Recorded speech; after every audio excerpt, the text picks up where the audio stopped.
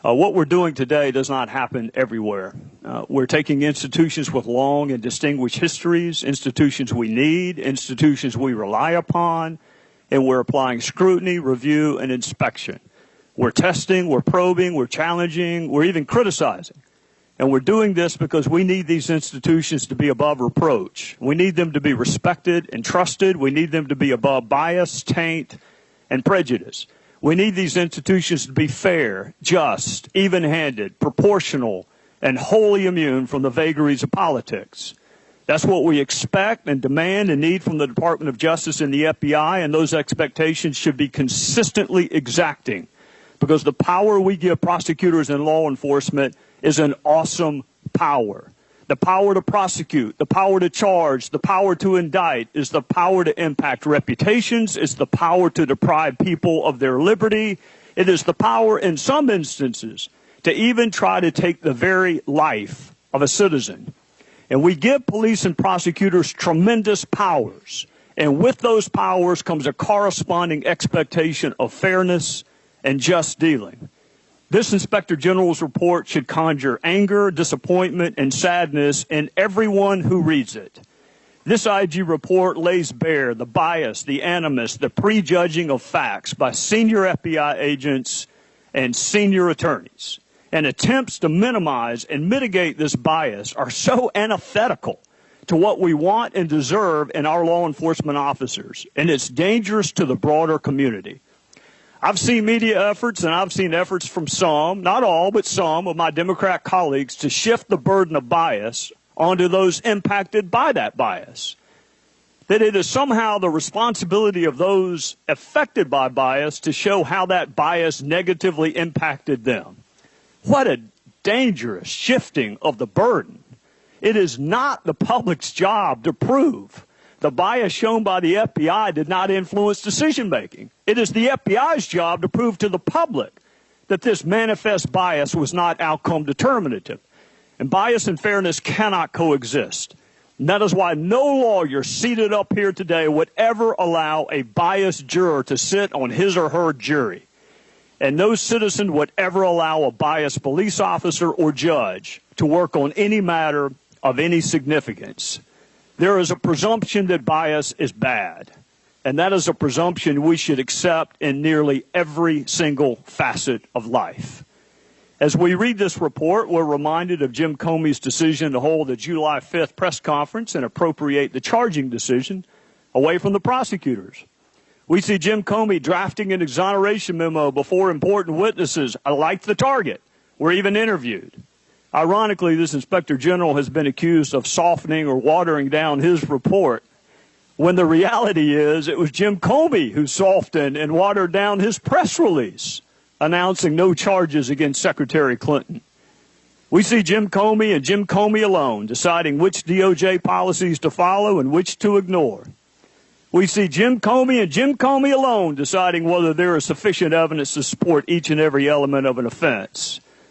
We see Jim Comey and Jim Comey alone deciding whether to send a letter to Congress in the throes of a looming election. Now, his justification for this is that he did not have confidence in the objectivity of Attorney General Loretta Lynch. Whether it was her asking him to refer to this case as a matter rather than an investigation, or her meeting with Bill Clinton while Hillary Clinton was under investigation, or the matter he has alluded to but claims he cannot discuss publicly, clearly Jim Comey had lost confidence in the DOJ to handle the case in a way worthy of public trust. But that leads us to the one thing we did not see Jim Comey do, which was take any steps to spur the appointment of special counsel in the Hillary Clinton investigation. When he lost confidence in the Trump Justice Department, he memorialized private conversations, he leaked them, and he admitted he did so to spur the appointment of special counsel because he didn't trust the career prosecutors at the Department of Justice. When he lost confidence in the Obama Justice Department, he didn't make special memos. He didn't share them with his law professor friends. He didn't leak the information. He didn't lift a finger to get special prosecutor. Instead, he appointed himself FBI director, attorney general, special counsel, lead investigator, and the general arbiter of what is good and right in the world, according to him. Now, one of the last times I spoke with Director Comey was in a committee hearing. We had a pointed exchange on what I thought was the FBI making decisions based in part on politics.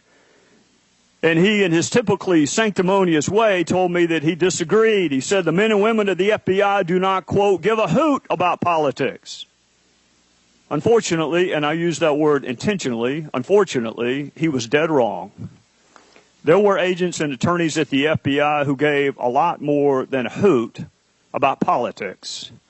There's Andy McCabe, the former deputy director and acting director of the FBI, an agency which investigates and charges others for making false statements, himself accused of making false statements and showing a lack of candor. I think I recall, perhaps someone can correct me, but I think I recall some of my Democrat colleagues falling over themselves to offer a job to Andy McCabe when he was let go for making false statements and for a lack of candor. But those same colleagues apparently weren't hiring. They didn't have any openings when others in a related investigation called Russia were charged with the same offense. There were FBI agents and attorneys who decided to prejudge the outcome of the Hillary Clinton case before the investigation ended. I want you to let that sink in for a second. They prejudged the outcome of the Hillary Clinton investigation before the investigation ended, and these exact same FBI agents and attorneys prejudged the outcome of the Russia investigation before it even began. If prejudging the outcome of an investigation before it ends and prejudging the outcome of an investigation before it begins is not evidence of outcome determinative bias, for the life of me, I don't know what would be. That is textbook bias. It is quite literally the definition of bias, allowing something other than the facts to determine your decision. These agents were calling her president before she was even interviewed. They were calling for the end of the Trump campaign before the investigation even began. They were calling for impeachment simply because he happened to be elected. That is bias. And with all due respect, it's the FBI's job, not mine, to prove that bias can ever be harmless. Because I don't agree. I think bias is always harmful. So we'll spend today on a small in number but significant in leadership group of DOJ and FBI officials who had leadership and supervisory roles in the Clinton and Russia investigations and who failed to meet the basic expectations of fundamental fairness.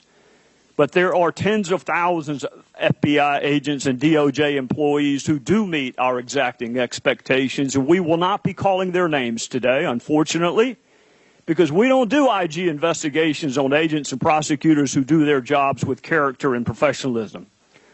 To those agents and prosecutors who do the right thing, the right way, and for the right reasons, we'll get through this. It will be tough and it will be difficult, but we will emerge on the other side with a stronger FBI and a stronger Department of Justice because we have to. We cannot have a justice system that bases decisions on anything other than facts.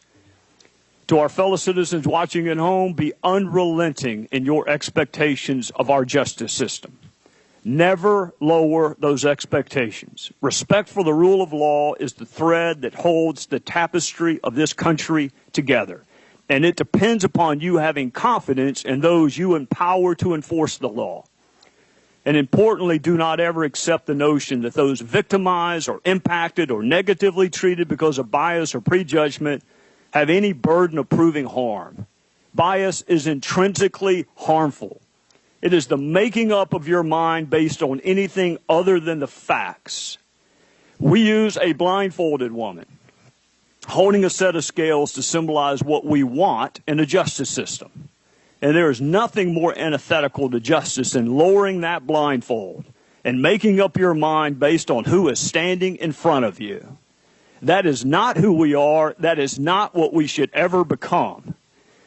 There is a saying in the courtroom, may justice be done though the heavens fall. You won't hear that saying in politics. You're more likely to hear, let's win at all costs, the heavens be damned. We can survive with politicians we don't trust. We can't survive with a justice system we don't trust. Would you say that this investigation was done by the book? Hard to say what by the book is. Well, who wrote this book? If it was done by the book, who wrote it? I think there reasons to raise questions on certain of these steps and decisions. I think you did a good job, but the whole idea that this is normal, folks, there's nothing here normal. I don't want you to think the FBI does this day in and day out. This is not normal. Now, I think that's what you tried to find. Yeah. Do you believe it's pretty clear to everybody in the country by July the 5th that Donald Trump was the presumptive nominee of the Republican Party? That's my recollection. And from the text, it's pretty was on clear. the 18th. Yeah. Right. And the texts, I think, reflect that as well. Okay, I'm going to read this text message from Page to Strzok on August the 8th, after he'd gotten the nomination. She says, Trump's not ever going to become president, right? Right? Strzok responded, no, no, he's not. Well, stop it. Now, I don't know how you feel about that. That's pretty unnerving. Strzok, wasn't he the lead investigator of the Clinton email investigation? He was, in essence, the lead investigator. Okay, so the head guy looking at Clinton on August the 8th says we got to stop Trump. Now, was that just idle talk? A week later, here's what they say to each other. Strzok, text message to Lisa Page. I want to believe the path you threw out for consideration in Andy's office, that there's no way he gets elected, but I'm afraid we can't take that risk. It's like an insurance policy in the unlikely event you die before you're 40. Now, that's a week later. Who's Andy? Our understanding, it was Andy McCabe, the deputy director.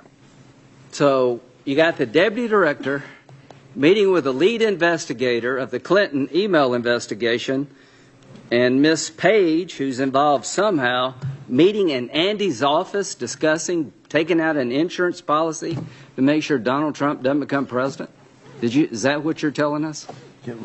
I'll be clear. I can't speak to whether Mr. McCabe was there or not. Did you ask Mr. McCabe? We did. He said he was not. He did not recall. So one of them's lying. So I want you to reopen this investigation and come back and tell us, do you believe Strzok or do you believe McCabe? Because you just told me the deputy director of the FBI says he's not the Andy. Oh, just to be clear, they're talking about a conversation in his office. Yeah. He's claiming, he is stating he does not recall whether he was there or not. And neither of those individuals are putting him in the middle of their conversation. All I'm saying is that the Andy's office where this occurred, he wasn't there. What did Strzok? Did Strzok say he was there? Strzok says he was there. Well, somebody's lying. So anyway, we'll figure that out later. None of this is normal, folks. Let's look at the actual interview itself. How many people were involved in the Clinton interview on July the 2nd? There were, I believe, 6 or 8 people present, but 2 agents conducting the interview. So as I understand it, there were 2 agents and 2 prosecutors. Correct. Okay. Now, this was an email sent in February 2016 from Page to McCabe. Mm-hmm. Hey, you've surely already considered this, but in my view, our best reason to hold the line at 2 and 2, 2 agents and 2 prosecutors, is she might be our next president. How did you feel about that? We were concerned about it, and we lay out here why we were concerned. Okay, let's keep talking about this interview. One of the FBI agents in the interview said on Election Day to another FBI agent, you should know that I'm with her. Now, her was Clinton, right? Correct. How do you feel about that? Very concerned. Okay, eventually very concerned gets to be enough already. Mm-hmm. I'm very concerned. You know, I'm glad I don't text an email. That's one thing I'm glad I don't do. But have you ever proved a case by circumstantial evidence, Director Wray? Yes. Well, I'm going to write you a letter and talk about why you should reconsider your findings as to whether or not it affected the investigation. Here's what Miss Page said on March the 4th, 2016. God, Trump is a loathsome human. How do you feel about that? I mean, she's entitled to her opinion. I think we've laid out here why we were so concerned about it. Well, when you add it all up, as early as March, these people hated Trump, and this investigation was anything but by the book. And at the end of the day, what Comey did just blows me away as much as it does y'all. And I can't believe that this happened to my FBI. I told you the story, Mr. Ray, Director Ray, about wanting to be part of the organization, and y'all were smart enough not to take me. The bottom line is, if you're on our side of the aisle, this really does hit you hard. And we can't just write it off. I think there was a lot of bias that did affect an investigation that is, to me, almost impossible to explain using any standard that I grew up with as a prosecutor or even as a defense attorney. This is Strzok to Page on October the 20th. Trump is an effing idiot. The bottom line is, I'm glad you found what you found, Mr. Horowitz. I'm not buying that the Clinton email investigation was on the up and up. And the reason I'm not buying it is because the two people intimately involved, one, the guy, the lead investigator, clearly did not want to see Donald Trump become president of the United States. Thank you, Mr. Inspector General. There's a text exchange between FBI lawyer Lisa Page and FBI agent Peter Strzok from August the 8th of 2016. In that text exchange, Lisa Page wrote, "Trump's not ever going to become president," right with a question mark, and then right with a question mark and an exclamation point in case anybody reading it may have missed the point of her emphasis. Peter Strzok responded, no, he's not. We'll stop it. Do I have that text exchange right? You do? Now, Lisa Page was an FBI lawyer who worked on the Clinton email investigation? That's correct. Did she also work on the Russia investigation? She did. How about the Mueller special counsel team? She did for a period of time. All right, so we're 3 for 3 on her working on the two most important Bureau investigations in 2016 and beyond.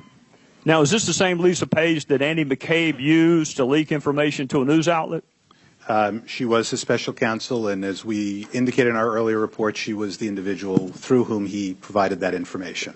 Wasn't there also a text about an insurance policy in case Trump won in a meeting in Andy's office? She was part of that text string too, wasn't she? Correct. That was on August 15. All right, so this August 8 text was not the only time FBI lawyer Lisa Page was able to use the text feature on her phone. This is the same Lisa Page who admonished the agent interviewing Hillary Clinton not to go into that interview loaded for bear because Clinton might be the next president. And it's the same Lisa Page who said Trump was loathsome, awful. The man cannot become president. Clinton just has to win, and that Trump should go F himself. Now, most of those comments were before the Clinton investigation was over. And we are somehow supposed to believe that she did not prejudge the outcome of that investigation before it was over. She already had Hillary Clinton winning. I don't know how you can win if you're going to wind up getting indicted and or plead guilty or be convicted of a felony. So I think we understand the first half of that text pretty well. She didn't want Trump to win, and she wanted Clinton to win. Now for the response. Senior FBI agent Peter Strzok wrote, no, he's not. We'll stop it. Now, I think this is the same Peter Strzok who worked on the Clinton email investigation. Do I have that right? That's correct. Same Peter Strzok who not only worked on the Russia investigation when it began, but was one of the lead investigators at the inception of the Russia probe. Do I have the right Peter Strzok? That's my understanding. Now, is it the same Peter Strzok who was put on the Mueller special counsel team? Yes. All right. Same Peter Strzok. And this is not the only time he managed to find the text feature on his phone either. This is the same Peter Strzok who said Trump is an idiot. Hillary should win 100 million to 0. Now, Mr. Inspector General, that one is interesting to me because he's supposed to be investigating her for violations of the Espionage Act at the time he wrote that. In March of 2016, he's supposed to be investigating her for violations of the Espionage Act, and he can't think of a single solitary American that wouldn't vote for her for president. I mean, can you see our skepticism? This senior FBI agent not only had her running, he had her winning $100 million to nothing. So what if they'd found evidence sufficient to indict her? What if they had indicted her? Is this the same Peter? He wasn't part of the interview of Secretary Clinton, was he? He was present for the interview. Huh. So 4 months before that interview where he was present, he's got her running and winning $100 million to zero. And it's the same Peter Strzok who wrote The Bigoted Nonsense of Trump. Trump's a disaster. I have no idea how destabilizing his presidency would be. He wrote F Trump. Trump is an effing idiot. On the prospects of Trump winning, he wrote, this is an effing terrifying. In addition to seeming to like the F word, I think we have the same FBI agent, Lisa Page, and the same FBI agent, Peter Strzok, working on the Clinton email investigation, the Russia probe, and on Mueller's team. So we have the right text and we got the right people. I want to make sure we have the chronology right. July 5th, 2016, Comey announces no charges for Secretary Clinton, right? Correct. July 28th, 2016. The FBI initiates a counterintelligence investigation into Russia and the Trump campaign. And Strzok is not only on that Russia investigatory team, he's actually leading it. So that's 3 weeks after Clinton is exonerated by Comey, Strzok is leading an investigation into Russia and possible connections with the Trump campaign. That's on the 28th of July. Now, on the 31st of July, 3 days after the Russia investigation began, Strzok wrote, damn, this feels momentous. The other one did too, but this was to ensure we didn't F things up. This one matters because it matters. And if you happen to not know how important it is, he went ahead and put matters in all caps in case you happen to not focus on the importance of why this matters. Now, her investigation was just to make sure they didn't F things up. This one, we're 3 days into it, Inspector General Horowitz, 3 days into an investigation, but this one really matters. I wonder what he meant by saying the purpose of the Clinton investigation was to make sure they didn't F things up. But the Russia investigation, nah, that one was different. That one really mattered. You know, it almost sounds, Inspector General Horowitz, like they were going through the motions with the Clinton investigation. But boy, they sure were excited about the Russia one. Then we get to August 6th. This is less than 10 days after the Russia investigation begins, and Page says, you are meant to protect the country from that menace. And then we get to August 8th, 2016. Less than 2 weeks after the Russia investigation even began, the lead FBI agent says he will stop Trump from becoming president. This is 2 weeks into an investigation. And he's already prejudged the outcome. And we're somehow supposed to believe that that bias was not outcome determinative. I can't think of anything more outcome determinative than my bias against this person I'm investigating with only 2 weeks worth of investigating. I have already concluded he should not be the president of the United States. And then we get to August 15th, just over 2 weeks into the Russia investigation. Strzok says, I want to believe the path you threw out, that there's no way he gets elected, but I'm afraid we can't take that risk. It's like an insurance policy. Mr. Inspector General, that is 2 weeks into an investigation, and he is talking about taking out an insurance policy because he can't fathom the target of his investigation possibly becoming the president. So I want to go back to the no, he's not going to be president, we'll stop it. What do you think the it is in that phrase, we'll stop it? Oh, I think it's clear from the context. It's we're going to stop him from becoming president. That's what I thought, too. Now, I wonder who the we is in the we'll stop it. Who do you think the we is? Well, I think that's probably subject to multiple interpretations. We'll see whether if the we can is go the through a two of couple of them or the broader or a broader group beyond that. I mean, it's hard to fathom a definition of we that doesn't include him. So we know he's part of we. You could assume that the person he's talking with is FBI attorney who also happens to be working on the Russia investigation. She may be part of the we. But I wonder, Inspector General, did you find any other FBI agents or FBI attorneys who manifest any animus or bias against President Trump? We did. How many? We found 3 additional FBI agents, as we detail in the report. And were any of them working on the Russia investigation? I'm sorry, let me just write 2 agents and 1 attorney. 2 other agents, 1 other attorney. Were they working on either the Russia investigation or the Mueller probe? I believe 2 of the 3 were, but I'd have to just double check on that. Okay. Now, Bob Mueller was named special counsel on May the 17th, 2017. 1 day later, Mr. Horowitz, 1 day later, Peter Strzok is back on his phone texting some more. For me, in this case, I personally have a sense of unfinished business. I unleashed it with the Clinton email investigation. Now I need to fix it and finish it. Fix what?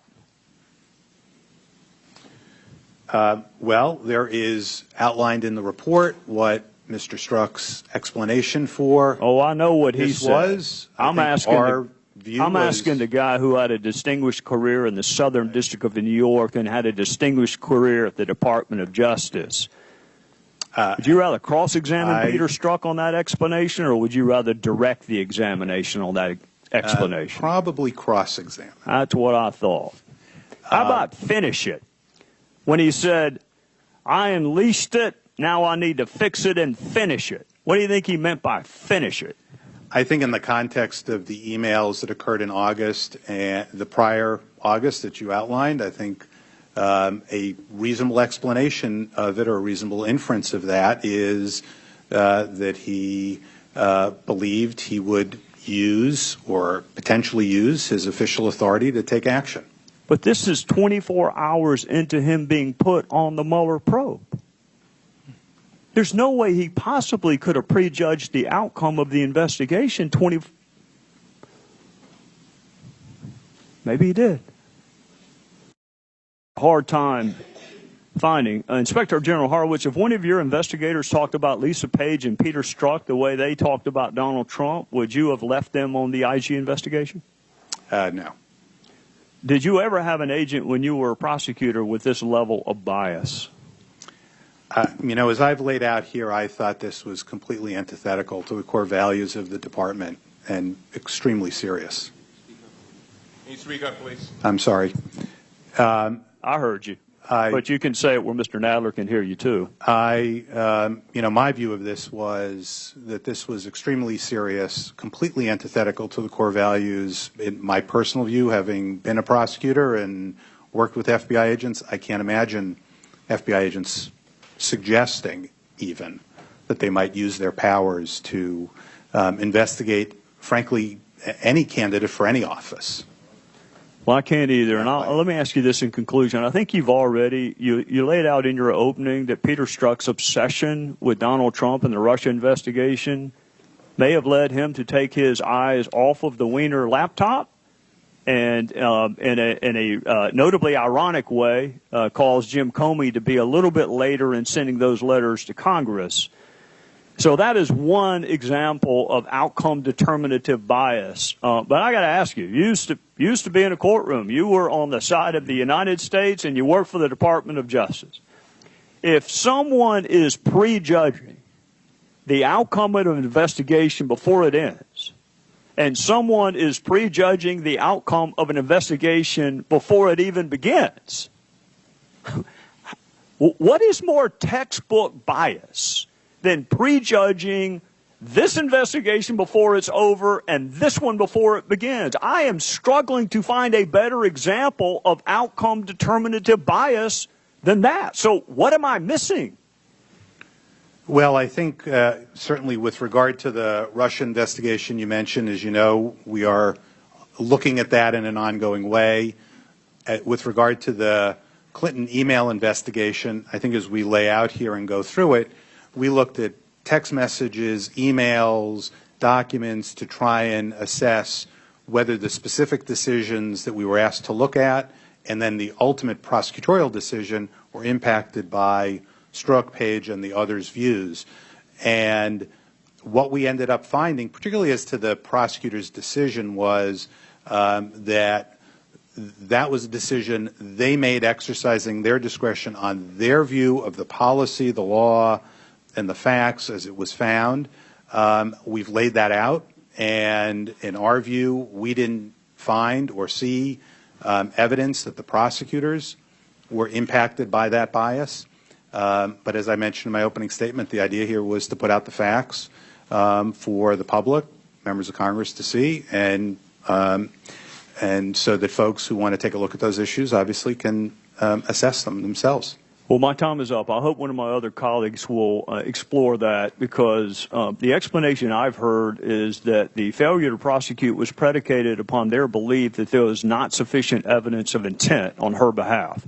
And I don't know where in the hell you would go to find better evidence of intent than interviewing the person who actually was doing the intending. And when you make up your mind that you're not going to charge someone, and you make up your mind that you need to not go in loaded for bear, and then you read the 302 and there's not a single damn question on intent, it is really hard for those of us who used to do this for a living to not conclude they'd made up their mind on intent before they even bothered to talk to the single best repository of intent evidence, which would be her.